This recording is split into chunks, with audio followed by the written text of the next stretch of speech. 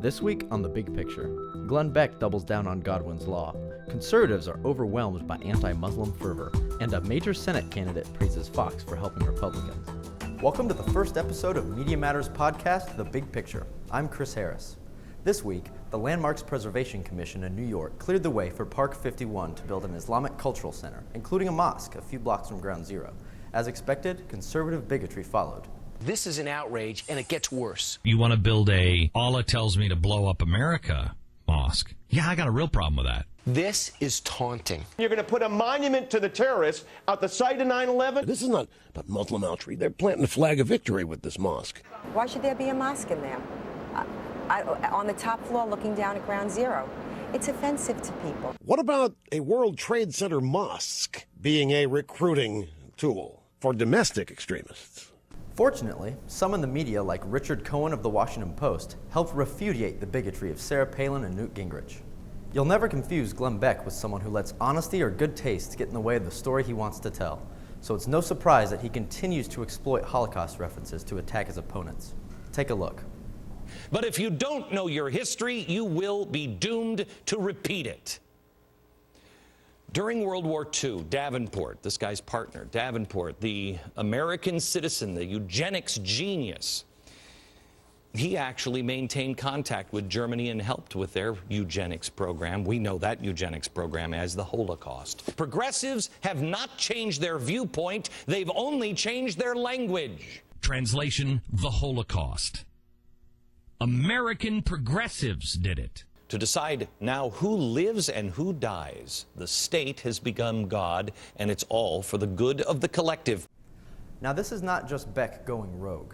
Simon Greer of Jewish Funds for Justice, a victim of one of Beck's Holocaust-tinged attacks, met with Fox News officials last week. He confronted them about Beck's death camp smears. But according to Senior Vice President Joel Cheatwood, Fox News, quote, absolutely stood behind Glenn Beck 1,000%. And now, even more proof Fox is not a legitimate news outfit. Republican Senate candidate and Tea Party favorite Sharron Angle caught some flack for whining about the press. It seems she thinks they should support her. We needed to have the press be our friend. Wait a minute, hold on a second. To be your friend?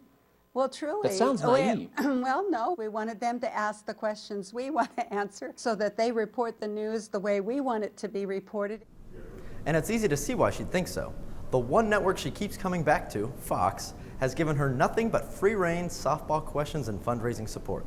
Watch. I want to call your viewers' attention to a serious situation in Nevada that requires your immediate action. Sharron Angle and Reid. Against Harry Reid. Now, look, you're my hero for a couple reasons. I only need 1 million people to send $25 to SharronAngle.com. So it is crucial in the next week or two that everybody do everything they can to help Sharron Angle. You both are sort of mama grizzlies here. You may not be able to vote for me, Sean, but you can send money to SharronAngle.com. Sharron Angle is on the program tonight, right here. So I have a message for every one of your viewers. Send her money. We have the right angle to defeat Harry Reid. SharronAngle.com. Oh, no.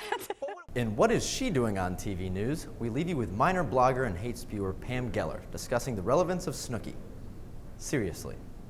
Thanks for watching, and we'll see you next week.